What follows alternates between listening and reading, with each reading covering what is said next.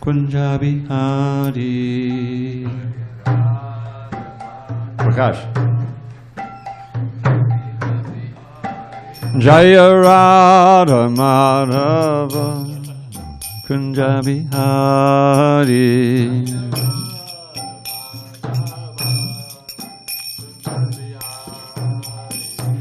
Gopi Jana Vallabha Girivardhari.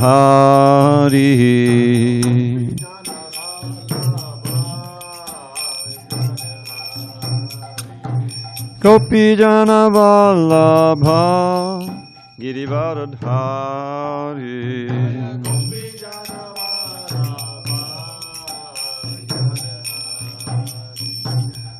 Yashodanandana Brajana Ranjana. Yashodanandana Brajana Ranjana. Yashodanandana Brajana Ranjana. Yashodanandana Brajana Ranjana. Yamuna Tira Vanachari. Yamuna Tira Vanachari. Jamuna Tira Vanachari. Vanachari. Jaya Radha Madhava Kunja Bihari.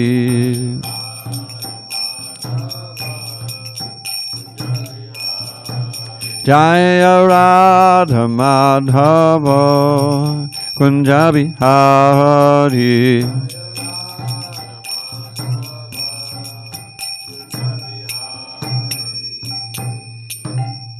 Jaya Vishnupad Paramahansa Padadakacharya Ashtotara Shri Srimad His Divine Grace Srila A.C. Bhakti Vedanta Swami Prabhupada Ki Jai. ISKCON BBT Founder Acharya Srila Prabhupada Ki Jai. Jai Om Vishnupad Paramahansa Padadakacharya Ashtotara Shri Srimad His Divine Grace Srila Bhakti Siddhanta Saraswati Thakur Ki Jai. Ananta Koti Vaishnavini Ki Jai. Namacharya Srila Haridas Thakur Ki Jai. Grantaraj Srimad Bhagavatam Ki Jai. Samaveta Bhakta Vrinda Ki Jai. All glories to the assembled devotees. All glories to the assembled devotees. All glories to the assembled devotees. All glories to Shri Guru and Gauranga. Okay.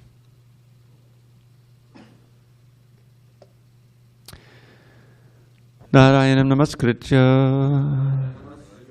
Narang Chaiva Narottamam Devim Saraswatim Vyasam Tato Jayamadirit. Before reciting this Srimad Bhagavatam, which is our very means of conquest, we should offer our respectful obeisances unto Lord Narayan, the Supreme Personality of Godhead, unto Narayan Rishi, the supremest human being, unto Mother Saraswati, the goddess of learning, unto Srila Vyasadeva, the author, and unto Srila Prabhupada, the translator, commentator, and our spiritual master.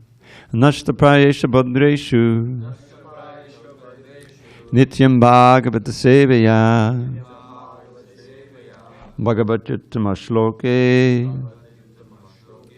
Bhakti Bhavati Naishtiki.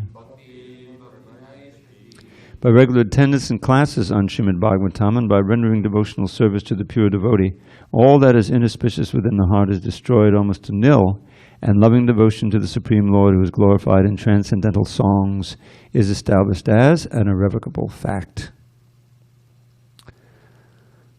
So just before I begin, I was thinking that since this Yasomati Nandan song we sometimes sing and is established, it would be good if we knew what all the words meant.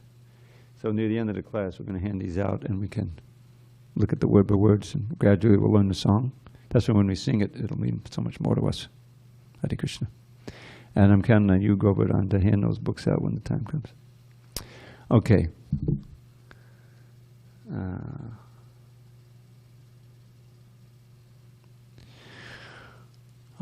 On this 13th day of December 2021 in San Diego, we're reading from Srimad Bhagavatam, translation and commentary by His Divine Grace A.C. Bhaktivedanta Swami And we are in Canto 5, entitled The Creative Impetus, chapter 10, the discussion between Jada Bharata and Maharaj Rahugana.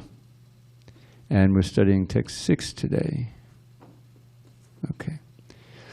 Aho kashtam brata vyaktam urupadishranto dirgamadvanameka eva uhivan suchidam nati piva nasanghanan ango jadasa shopadruto bhavan sake no evapara ete sangatina iti bahu vipralabdho Pyavidyaya rachita dravya guna karmashaya swachadama kalevare vastuni sangsthana visheshe hang mamet yannad yaropita mitya pratyayo brahmabhutas tushnim shabikam purvavad uvaha. Okay, translation. King Rahugana told Jada Bharata, "How troublesome this is, my dear brother. You certainly appear very fatigued because you have carried this palanquin." By the way, that's how you pronounce it. Palanquin. You've carried this palanquin alone without assistance for a long time and for a long distance. Besides that, due to your old age, you have become greatly troubled. My dear friend, I see that you are not very firm nor very strong and stout. Aren't your fellow carriers cooperating with you?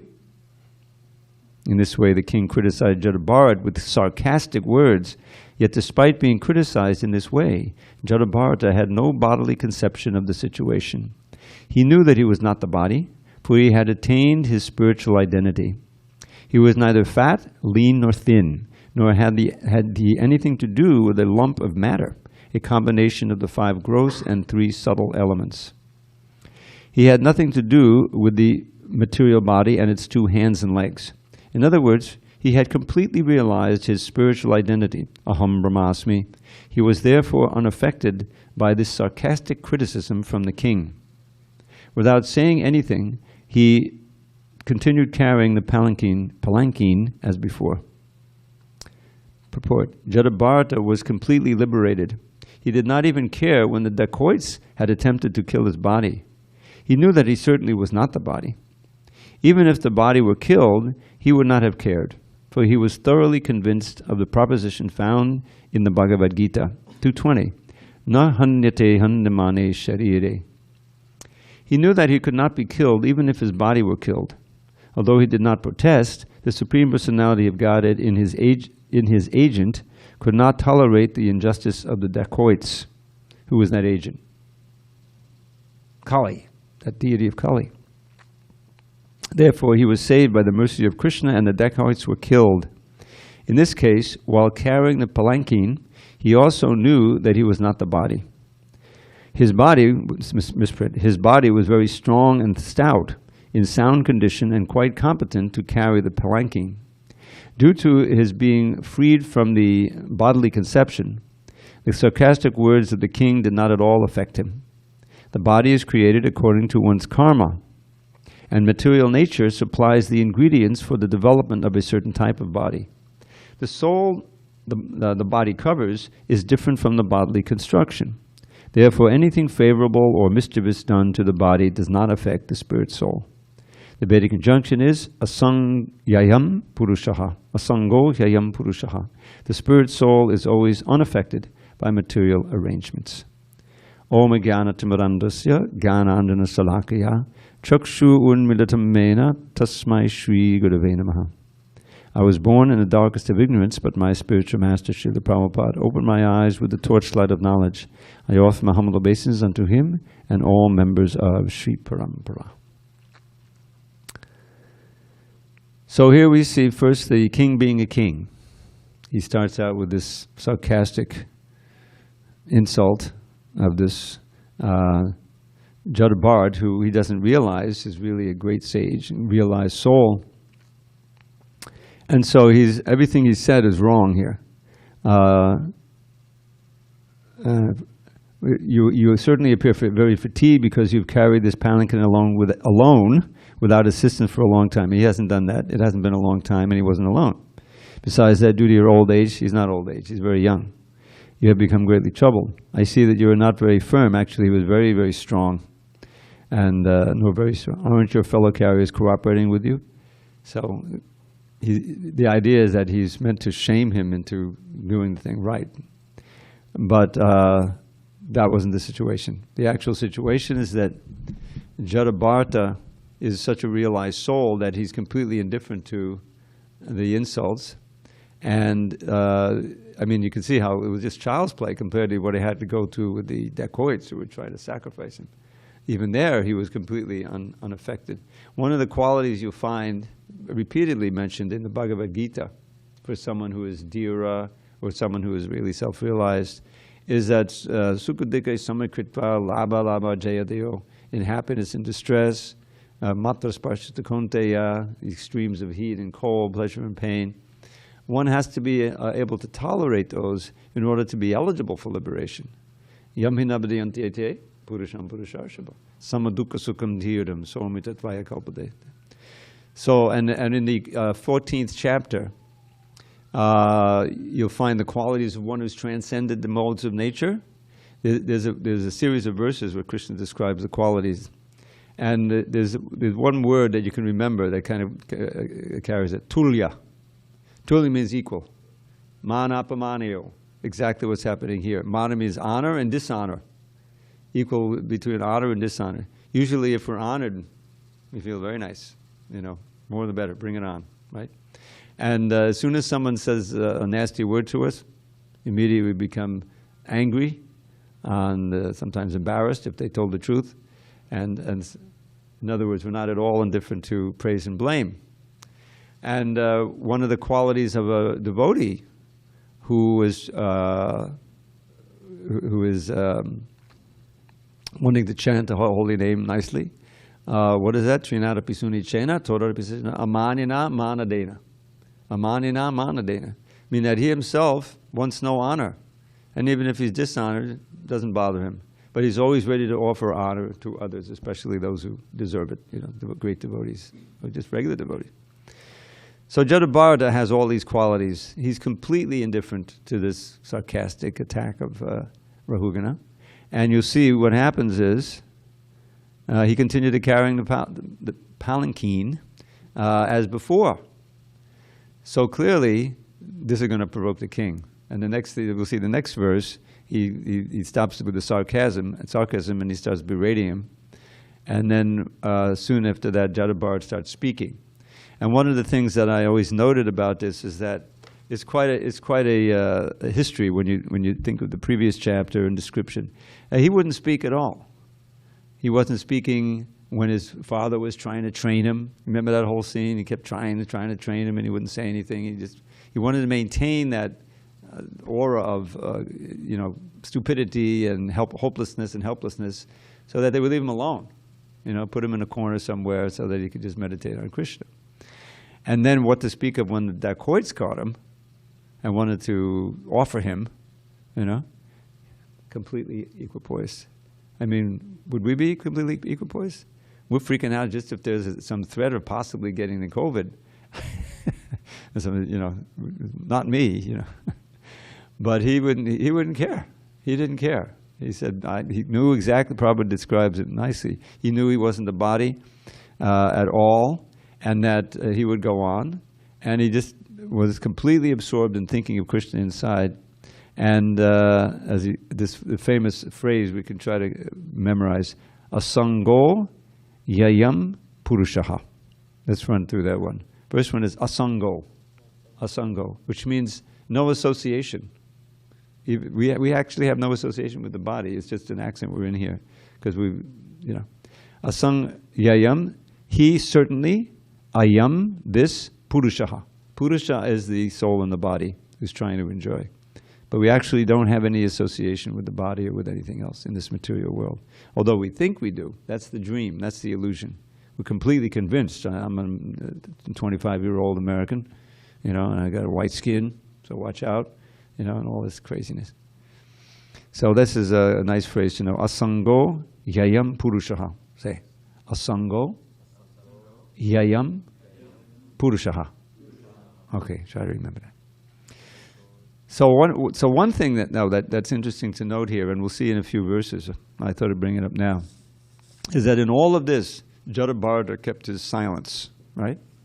But as soon as now the whole thing develops with Rahugana, and he gets a chance to preach, he breaks out of silence. And not only to preach, but to preach to the king. Prabhupada always wanted to meet leaders, right? Not so many politicians met him, but clerical leaders. He met with so many priests and things, and with news people.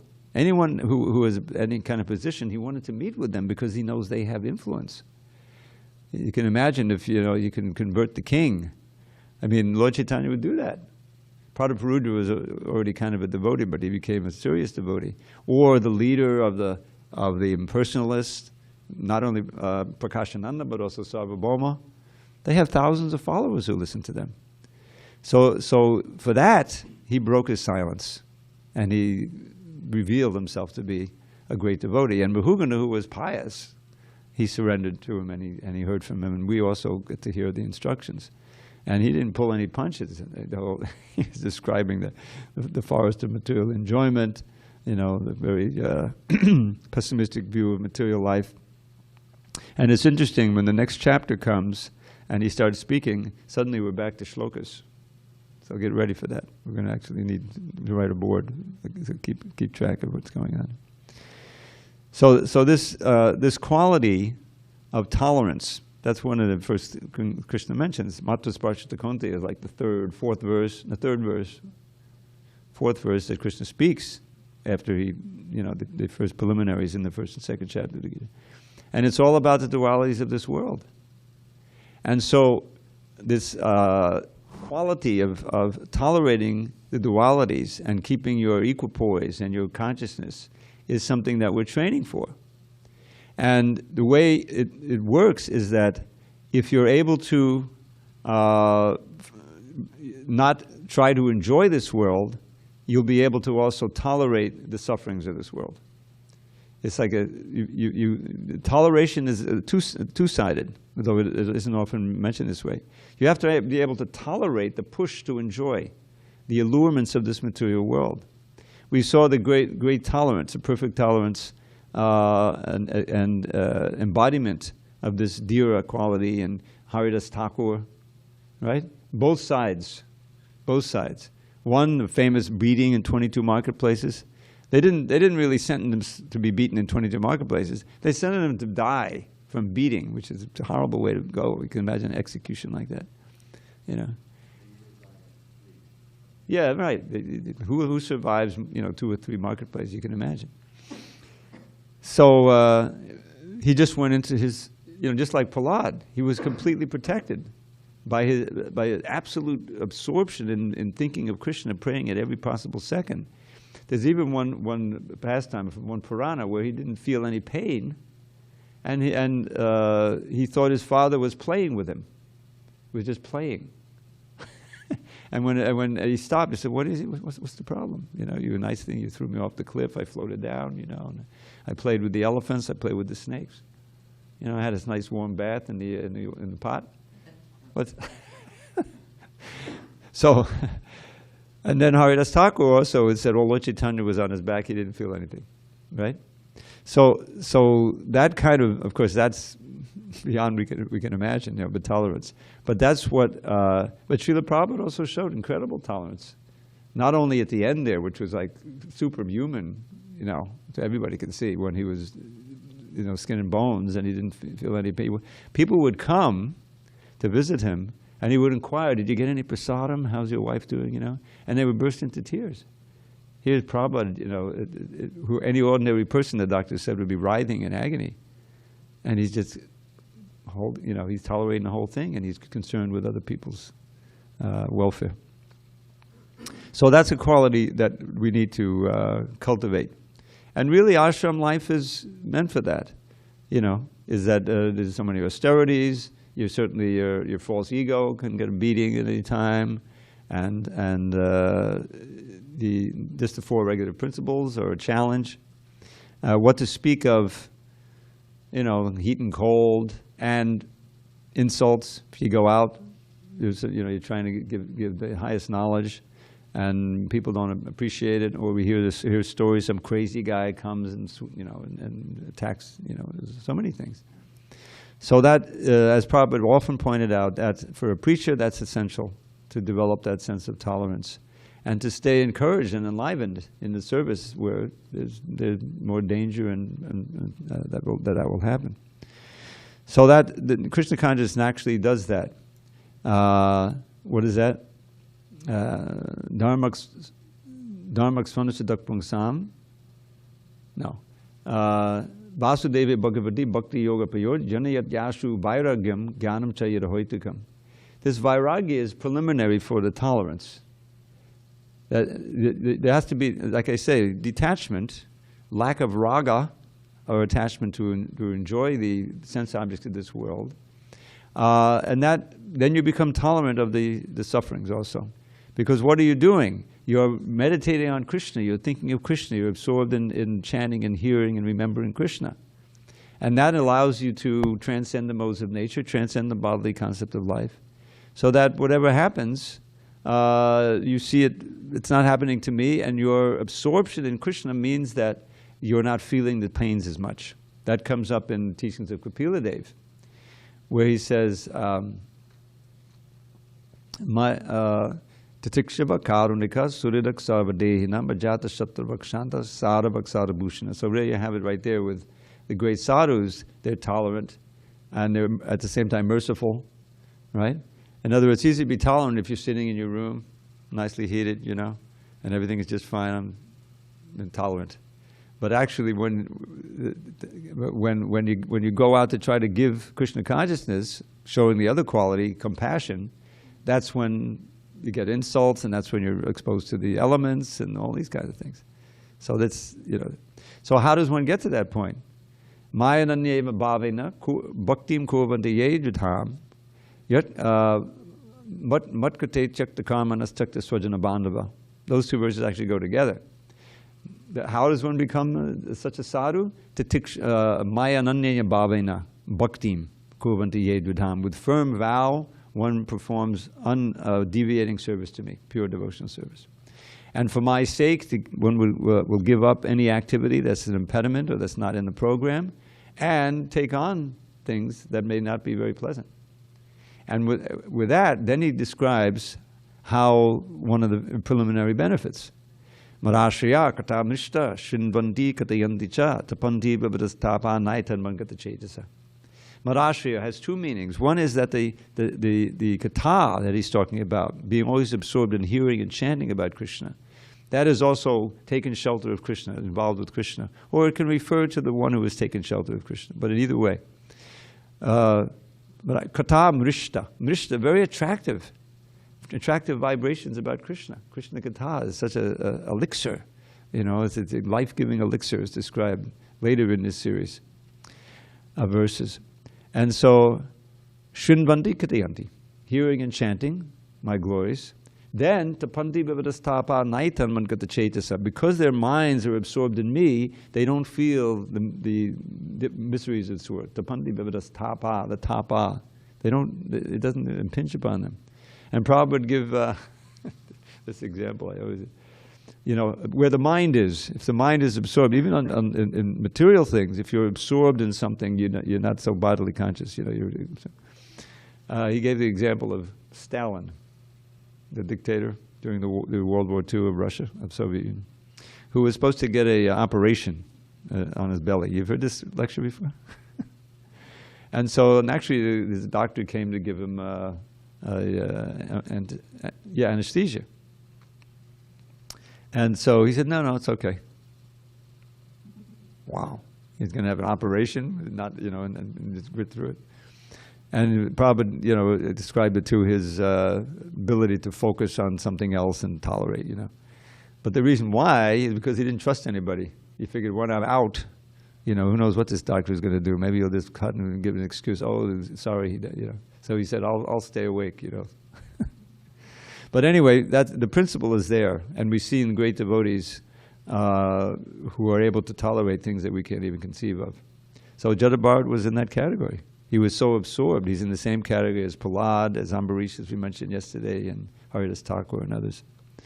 So this is something we can aspire for. But even in our neophyte stage, you know, if we actually tell people the lifestyle we're living, you know, like that Marquise, the Marquis of Jutland, who couldn't conceive of even doing the 4 regulative principles, you know. So we're doing the 4 regulative principles, and we're tolerating this and that, you know. And so we can see, even in our neophyte stage, the process of Krishna consciousness is so powerful that it gives one the opportunity to do that. I remember, I'm not going to, you know, this isn't blowing my own horn or anything, but years ago, Radheya was here, and I don't think any of you were here at the time. This is a devotee who grew up in the movement. It's the son of Deva, you know him. And very intelligent boy. And he was floating around doing this and that, you know, and then he went on the tour out of Alachua, the bus tour. They go usually the Rath Yatras, they come up to Toronto, then they come down here. This is all before COVID, obviously. And so he went on that tour. And on that tour, that bus, Jayawada Swami used to join him for a week or 2 of that tour. And so he met him, and Maharaj was preaching to him, and he took him under his wing. And so he kind of inspired him. And he went to Gopi Pranadhana Prabhu's school, the Sanskrit school that he was running in the early aughts in Vrindavan. This is by the grace of Gopal Bhatta Prabhu, who raised and bought their land and everything. So it was more than just a Sanskrit school. He was training Brahmins, you know, and they were performing the regular thing that we do. And so he was describing how, you know, you have to take a bath early in the morning, naturally, but there's no question of any hot water, you know. So he learned to take a cold shower even in the wintertime, you know. So, and he said, and even today, you know, I always take a cold shower. I said, oh, let me see if I can try that, because I knew Sadhaputta used to do that.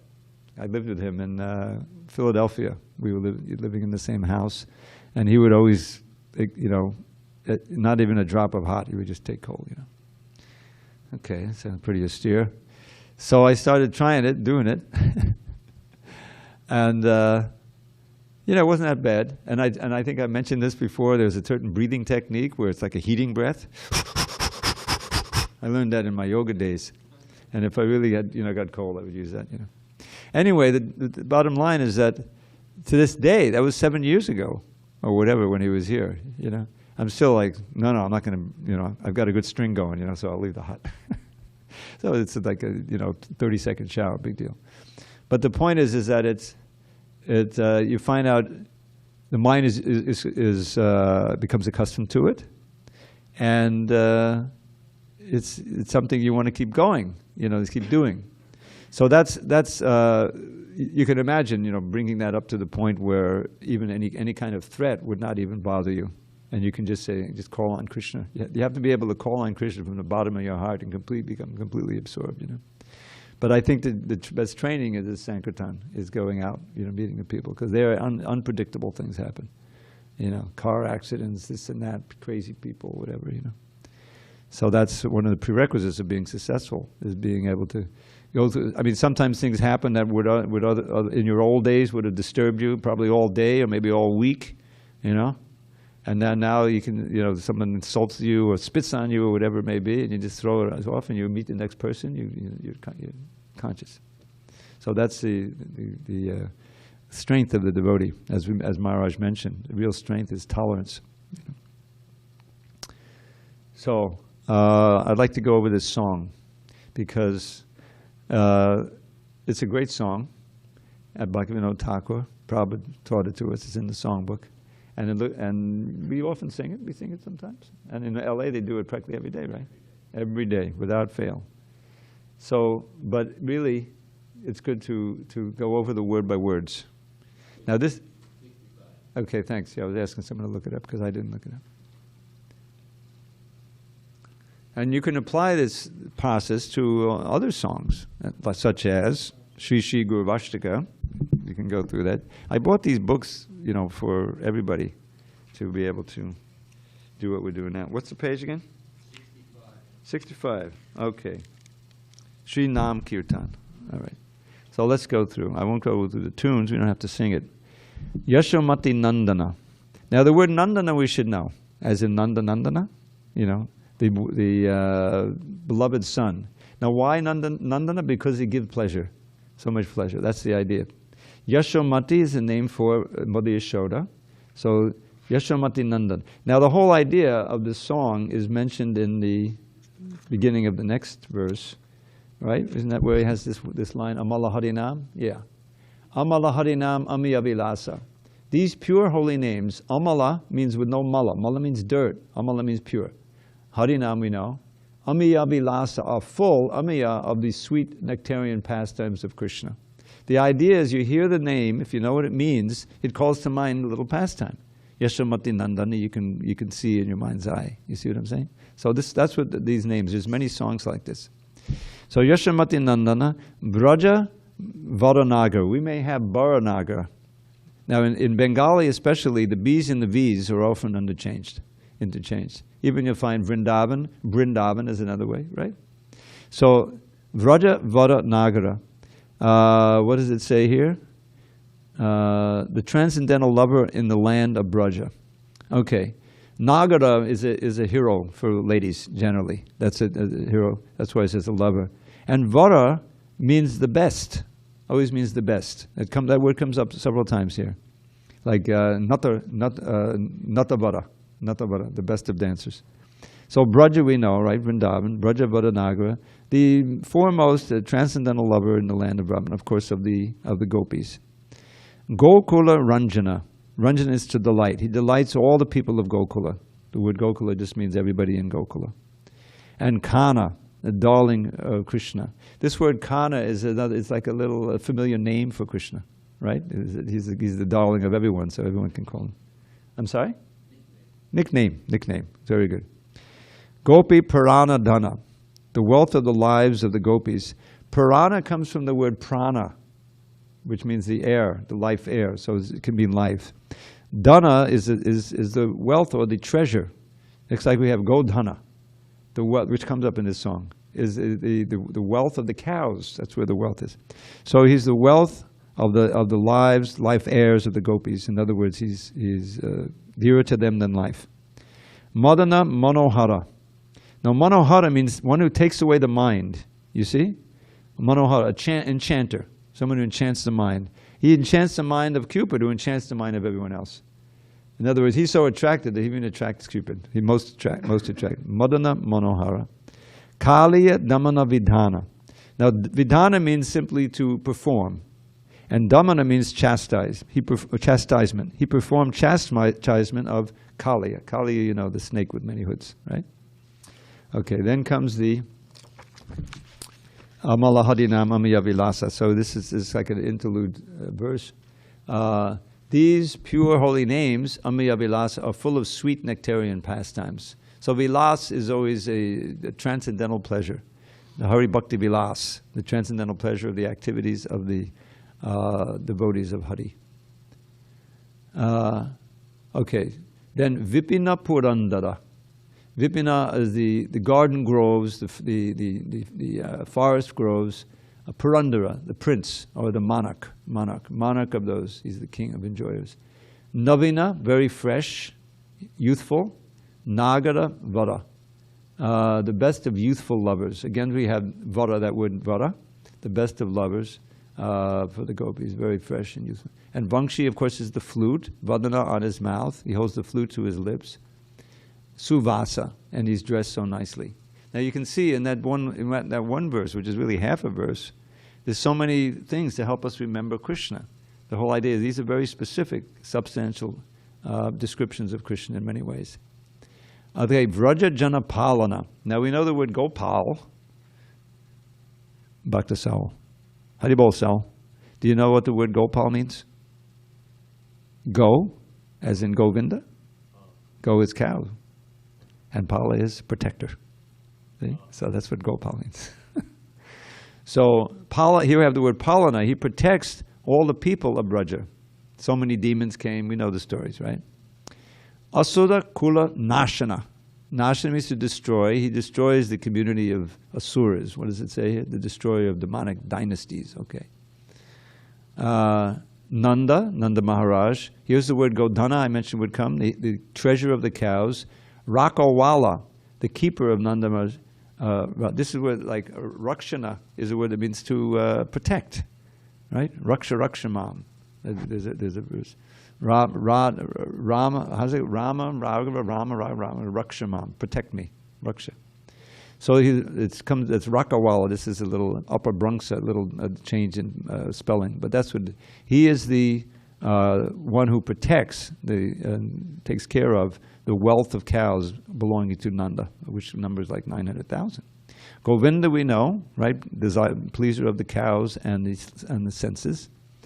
Madhava, husband of the goddess of fortune, husband of Radharani, the supreme goddess of fortune. Okay. Navanita Taskara, the famous name of Krishna, the butter thief. More than butter thief, the thief of fresh butter. He doesn't. Nava means new, and Nita is the word for butter. That which you take. Nita means to take. That which you take from the milk is a word for butter. So Navanita, fresh butter, the thief of the fresh butter. Taskara is a thief. Sundara simply means very beautiful. The beautiful Nanda Gopala, coward son of Nanda Maharaj. Gopala, I explained what that means, protector of the cows. Yamuna, now this is important. We have the same thing comes up in the song we sing every morning. Yamuna, how does it go? Yamuna Tira, Vanachari, thank you. The bank of the Yamuna. So it's of the Yamuna, it's Yamuna. The Yamuna itself is Yamuna. You understand the difference? Yamuna Tata Chara. He performs. Chara is to do or wanders. Okay, he's wandering along the banks. Tata means on the bank, like with the Tasta, right? Situated in the margin between. Yamuna Tata Chara. Gopi Vasana Hara. Hara is to take away. He's the thief who takes away the clothes, Vasana, of the gopis. Gopi Vasana Hara. Rasa Rasika. Rasika is the enjoyer. What does it say here?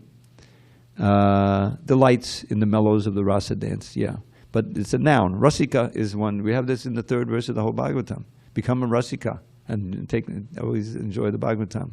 Drink it. So he enjoys. He's the taster of the rasas in the rasa dance. Kripa Moy. Moy means filled with kripa, mercy. Very merciful. Kripamoy, very common name. There are many devotees named Kripamoy. Or Karunamayi, the same thing. Shri Radha Vallabha, the most beloved of Srimad Radharani. So when you see this word Vallabha, it describes the person who is Vallabha, they're loving Krishna. So Radharani loves him. He is the beloved of Radharani. She loves him. Vallabha, Shri Radha Vallabha, the most beloved of Radharani. Vrindavana Natavara. Here's that word Natavara again, the best dancer in Vrindavan, the great dancer of Vrindavan. And notice how Bhaktivinoda Thakur, he put an extra syllable in his name. Now why would he do that? To fill out, it's not Bhaktivinoda, it's Bhakti Vinod. It's right there in the song. To fill out the meter. Sometimes you find that. There's the word sparsha in Sanskrit. Sometimes to fill the meter, you become sparsha. So here, Bhakti Vinod has become Bhakti Vinod. It's not a misprint. Ashraya, he's the shelter of Bhakti Vinod. He's signed it. They sign their songs in the last verse generally. You'll see that. So, okay. Should we sing it one time? Try to remember the names. And if you don't remember, look at the word by words. That's how you learn it. Okay.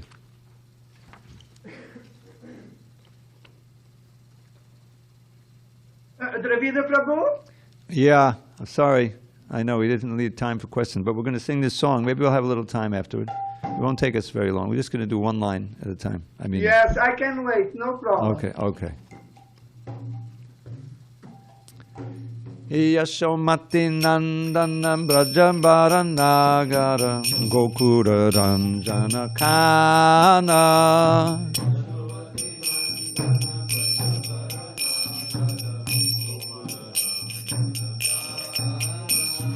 Gopi Parana Dana Madana Manohara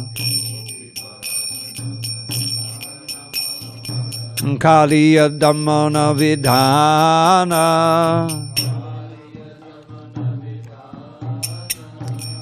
Amala Harinama Miya Vilasa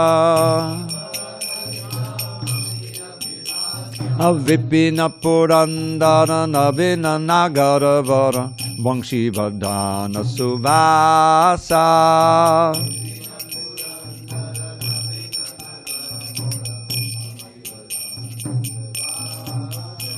Abraja Jana Palana Surakula Nashana Ananda Godhana Rakovala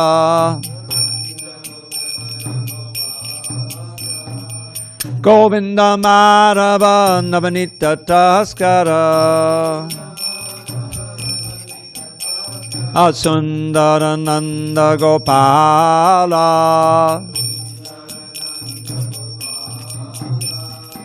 Jamuna Tatachara Gopi Vasanahara Rasa Rasika Kripamoya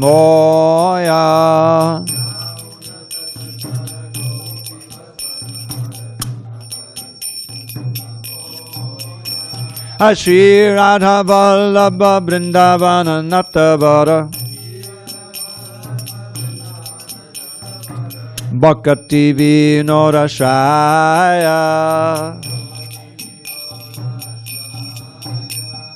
Gaur Premanandi Hari Hari Bol. Okay, so the idea is study it on your own. Okay, the books are there in the closet, and you may have it upstairs. And now we're ready for you, Vijay Krishna. What do you got? Yes, Dravida Prabhu, before I ask my question, if I may, why is it that today you offered us the study of this song? Is it that it is a special occasion? Well, you don't tune in when we have our Guru Puja, and then we have a kirtan afterward for the deities. Oftentimes, we'll sing this song. Vijay Prabhu had a lot of experience of it in Los Angeles. They sing it every day there. And so since it's become established, I figured it would be nice if all the devotees knew exactly what it meant. Yes, thank you very much, Prabhu. My question is related to the following quote from the purport. 5.10.6. Yeah. Quote, the Vedic injunction is Asangohi ayam purushaha. The spirit soul is always unaffected by material arrangements. It is the last sentence of the purport. Yeah, I see quote. it. I see it. So, Prabhu, if I may, due to material arrangements, when something happens for me to go for being happy, I go for being happy. And when the opposite happens, if something happens that makes me feel sad, I go for feeling sad. So my question is, if the spirit soul is always unaffected by material arrangements, and if I may say it, this is the same as to say that the spirit soul is never happy and never sad. My question is, what is the state in terms of feeling, the state of the soul? What is it that the soul is feeling? Yeah, I can see the confusion. What this means is that the spirit soul himself is always unaffected by material arrangements. But in Maya, when we're identifying with our external body and subtle body, we're identifying with how the mind and the body are being affected. The body can certainly be injured. I know that from close experience, recent experience. And at that time, because we're absorbed in the body, that's what it means to be conditioned soul. We got all those airs that connect us with the body, and everything is. So we are identified with the body, and therefore we think that I am suffering, and we feel that suffering. It's an illusion. It's like a dream. But a nightmare, you can have real suffering, right? You know, someone's attacking you, or you're being burned up alive, you know, and you can practically feel the heat right there. And so the idea is that in our conditioned state, that go back to my favorite verse, that verse that appears 5 times in the Bhagavatam. Artehi vidyamanopi sangsati nanavartate dhyayato vishayanasa swapna nartak namogata. God, my brain isn't it. What it means is that in truth, the samsriti, birth, death, old age, and disease, and all the other sufferings, are unreal. They're unreal as a dream. But for one who's meditating on the object of the senses, who's absorbed in the dualities of this world, those sufferings don't cease, just as the sufferings in a nightmare don't cease until you wake up. So although the living entity is asanga, means he has no real association with the body and with its pains and pleasures, and that Purusha, we're the Purusha, still he seems to. We seem to have that, and we're convinced that we have. And on the basis of that mistake, which is called Maya, illusion, the soul suffers. He's convinced he's suffering, and that's as good as suffering. But in truth, the soul itself is always unaffected. That's why Najayate Mriyate Bhakadashan, Prabhupada quoted that verse in here, that the soul never dies. We're never born. But birth and death are one of the main sufferings. So how can you say we're never born? Because it's the body that's being born and dying. And because we're associating with the body, we're in that illusion, and we feel that I'm dying and I'm suffering. That's the whole problem. So we have to change our sense of self. What is that? Jivera Sorupoi Krishnera Nityadas. Krishnera Tatasta Shakti Beda Beda Prakash. Second line important. We are the marginal energy. That's also part of our Swarup, our nature. And because we're marginal, when we become absorbed in the material energy, that's when all the suffering begins, all the illusion and hurt. So we have to turn our attention to Krishna, identify ourselves as his servant, and in this way we can transcend all the dualities of this world. Is that okay, Vijay? Yes, better than okay. Again, wonderful answer to my question. If I may, Prabhu, if the soul never identifies with good or bad or sad or happy, are you saying that because the soul is a servant, an eternal servant, this mood of being a servant gives to the soul permanent happiness? Yeah. Your first statement was wrong. It's not that the soul never identifies with happiness. We do in our conditioned state. But the realized soul, he is acting and absorbed in this identity, I'm an eternal servant of Krishna. And yes, if our mind, our body, our soul, everything is absorbed in that activity, in that consciousness, we will always be in bliss. Even though sometimes externally it looks like misery. Just like recently I read the chapter where Krishna leaves, Akrura takes Krishna out of Vrindavan to go to Mathura, and the gopis are just bereft. They're in agony, and they try to stop the chariot, the whole scene. And then he actually leaves, and they're just watching that chariot till they can't see even a little dust, And then he doesn't come back. They were convinced he wasn't going to come back, and he didn't come back right away like he said he would. And then a description, I think it's in the Nectar of Devotion, of what the gopis are going through and all the other residents, this separation mood is just like pain, Lord Chaitanya. But that pain is actually, externally it looks like misery, but actually it's the highest happiness. Because it gives you, it's such an intense absorption in thinking of Krishna, in this longing, and the Yugaic Tingdameshena, every moment is like 1,000,000 years, and the whole world is void without Krishna. Well, you can imagine what that is, how much you're absorbed in thinking of Krishna in the most detailed and intimate way when you're actually feeling like that, and that gives the highest happiness, even though externally it could look like devastation. So it's a mystery, but the fact is that the soul, we never really, in one sense, we never really fell. Prabhupada describes we fell asleep, and we're dreaming, but we're still in the spiritual world. Spiritual world is all pervading. That's it's here now. Prabhupada said, if you can think of Krishna in your heart, and then one devotee asks, "Oh, Krishna is there? Okay. Well, does that mean the cowherd boys?" And Prabhupada interrupted and said, "Yes, the whole spiritual world is right there in your heart. There's no restriction of time or place, of size. You can be completely Krishna conscious with Krishna, serving him in all kinds of details, with going out to the forest, everything internally, and it's the reality." So yes, it's a mystery here, but this is true. A sango, that the soul himself is never affected. We're never changed. That's right at the beginning, the second chapter. There's no change for the soul. But because we're minute, we can be overwhelmed with the material energy and completely forget that, and become absorbed in our duality life. So we're trying to transcend that, go back to Godhead, and take as many people with us as possible. as many souls. Yes, I'm doing that book distribution marathon. Prabhu, wonderful answers to my question. Hare Krishna. Haribol. Haribol. Anything else? Yes, Tyler.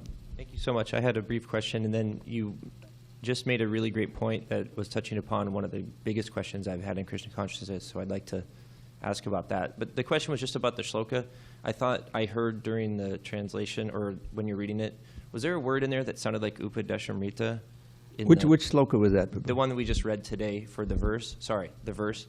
You mean like this big long prose passage? Yeah. Was there a word? Because we didn't do the word for word, and I thought I heard something, that, and I think it was talking about, would it be defined as instructions somewhere in there? Was there? Do they do word by word in there for that? You're talking about text 6. There's a lot of words here. I'm trying to find something that sounds like one that. That was like Upadeshamrita? No, Okay. not really. I Must have think heard something. I didn't pronounce everything perfectly. Needless to say. Okay. Well, that was. Yeah, you didn't hear that. I mean, Okay. you heard it, but it wasn't there. Okay. Good. Then we can actually get to what I'm most interested about. Is I've always wondered that it seems like such something that's hard to reconcile, that the mood of separation is actually the most blissful state we can feel, and so I guess I'm wondering. Technically, we're touching upon it. Like, how does that actually work? Because I know Krishna, he's the source of all pleasure and he's all good. So we're deeply meditating upon that source. But you said externally we're experiencing these moods of separation, but it's very blissful inside. But I'm thinking like a demon who's always thinking about Krishna but hating him. He's thinking about this really wonderful object of thought, but with hate. But they're not experiencing bliss from always meditating on Krishna. So No. So how is that they're experiencing bliss even though they're experiencing something? Like, how is that blissful, that feeling? It's not just you mean the meditation separation mood? How is that blissful? Yeah. It can't just be that they're meditating on Krishna. Because the mood is, one of love and service, desiring to perform service. You can't perform the service. Krishna's not here right now. The whole idea of the gopis is that they're not wishing that Krishna come back to them to satisfy their desires. They're wishing that Krishna come back so that they can continue serving them as they were. It's a whole that difference in orientation is everything. You read chapter 4 of the Adi Leela. It's explained what the internal mood of the gopis is. Why even though they dress themselves just for Krishna's pleasure. It's not to attract him, and so the other gopis, if the other gopis are, they're happy that the other gopis are pleasing Krishna. They push them forward. So they can't serve Krishna as they want. He's gone, and so they're feeling extreme love, that they can't do that, and so there's this pain of separation, but there's this tremendous absorption and thought of Krishna. It's just like whatever pleasures we get in Krishna consciousness comes from service and absorption of the thought. If we're in a kirtan, we get absorbed in the holy name. Suddenly we feel, hey, where's the bliss coming from? That's where it's coming from, Krishna himself. We're absorbed in thinking of him. Yeah, even on the material plane, separation makes the heart grow fonder. But the problem is that if you hear that your husband or your boyfriend or girlfriend is now with someone else, just the opposite. No more fonder, right? It's just like, let me kill him. So it's a reflection. It's a distorted, perverted reflection here. At first, it's hard to grow fonder. But then watch out, because it can grow just the opposite. But it never grows the opposite. The gopis never give up on Krishna. And he is reciprocating. He's also thinking of them. There's this wonderful, in the Lalita Madhava, they built literally the first new Vrindavan there with, statues of Mother Yashoda and the gopis and the cows and everyone. And Krishna was in such a state that, he's trying to talk to Mother Yashoda. She's not answering him. And he's going, why isn't my mother answering me? There's all this stuff. He's mad in separation from them also, from the gopis.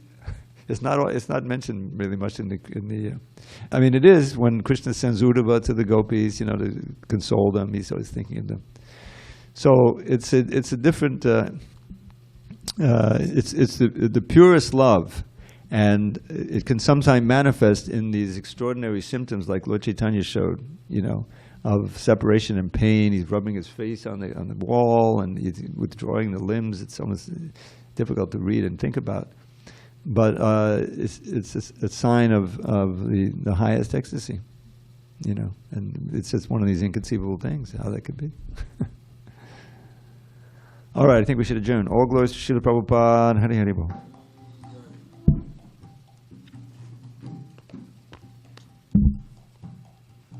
Okay. Winter flowers in way.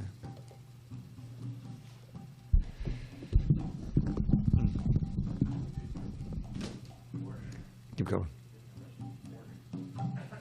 Udiyati tanamana kimatata pakunamana pakatikan kulam. Yamalajana bandana mashita danjana mahiganjana ganalas badam bachpala badandana babasattakandana madisundana manavinnakaram. Vadagopa vidujana vidachita pujana matukujana namavena dadams madanama vatakshana makalabalakshana tanalakshana matedakshana. You broke the two Yamalajun trees you love to delight your pure devotees, Krishna.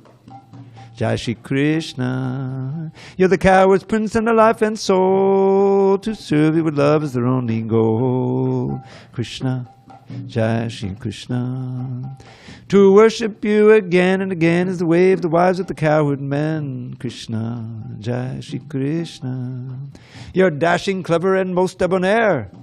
Your lotus hands give blessings rare. Krishna. Jai Shri Krishna. Hey, Udispuddispudded in the Mandaras Jodasitam Halamanganata Mangala Mangala Sachandanam Bande. Upon your chest is manifest the mark of Goddess Shri, and there to rest the best of these, a temple for the bees who worship him. Who worship you by singing hymns that limn your loving play, while Shri Hari most gleefully acclaims the way they pray. Madodam madodam papadasivabo madodam madodam padanam madodam madogandi madusmitame to the hall. Madodam madodam madodam madodam. Sweet, sweet is my dear Lord's form, sweet is still his face so fair, but his honey-scented gentle smile is sweet beyond compare. You know, sweet, sweet is my dear Lord's form, sweet is still his face so fair, but his honey-scented gentle smile is sweet beyond compare. Go Premanandi, Hari Hari Bol. Maybe it got on YouTube. You never know.